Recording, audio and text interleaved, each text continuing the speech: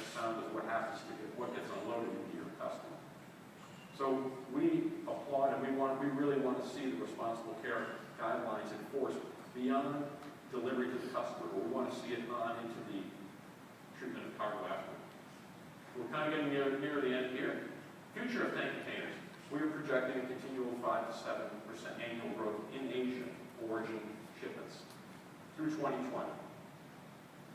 This is also probably complemented by the high cost of parcel tanker new buildings and the second-hand market, both which remain astronomically high.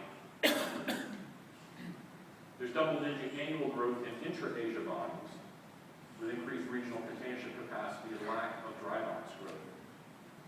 As the steamship lines are running, in your product weight, connected with the truck weights in those countries, that can also limit what a loading plant will fill.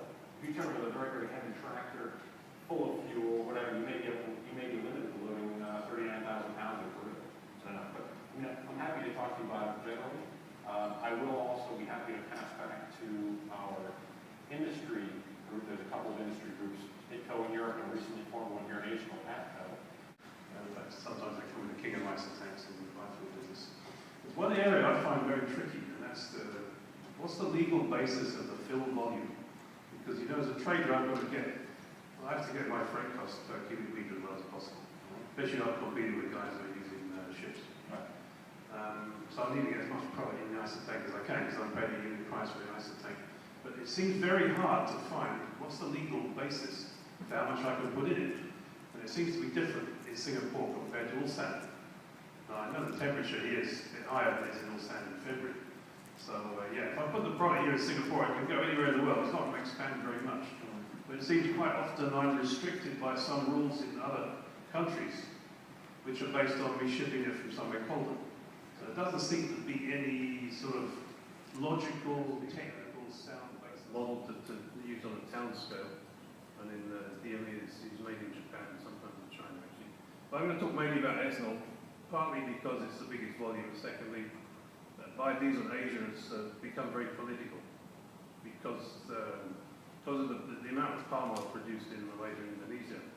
The PME, palm oil methyl ester, was threatening the European market, so the Europeans have basically closed their market so far. Ethanol is the stepping stone, if you like, of going from where we are now to a new generation of fuels, which will probably be more sustainable and take away some of the drawbacks that we have, like competition with food.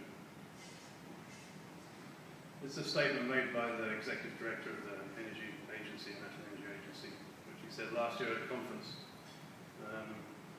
Biofuels could supply a quarter of transport fuels in a very short time frame. So that's the kind of growth that we're looking at as a growth industry. The reason they changed that is so that they can buy product from the US. The US product has a higher water content. So these are things that happen and they change very quickly. We use biofuels at maybe 5, 10, maximum 20%, 25% compared to base fuel.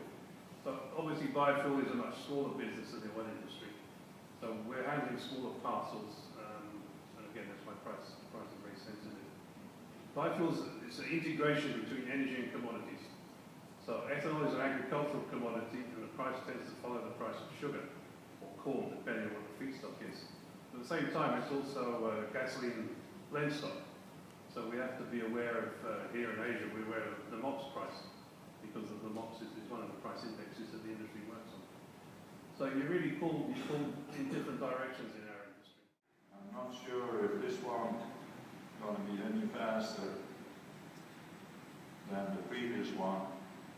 What you see here is a Gates Hall, and in a second, because this is a gasoline tank, so the vapors are a little bit thinner than in the previous film, and it's still a bit slow, but you're going to see the vapors coming out at rather high rate.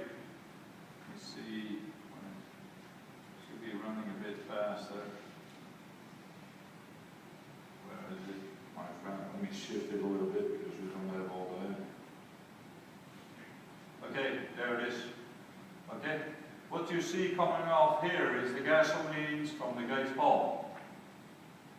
Okay, so what people are doing nowadays using this infrared, that's one of the more impressive ones to visualize emissions. And I'm not sure how many of you are familiar with the real storage tank hardware in terminals. Most of you are related more to the distribution end of chemicals and hydrocarbons. But it's still interesting because also in your area, you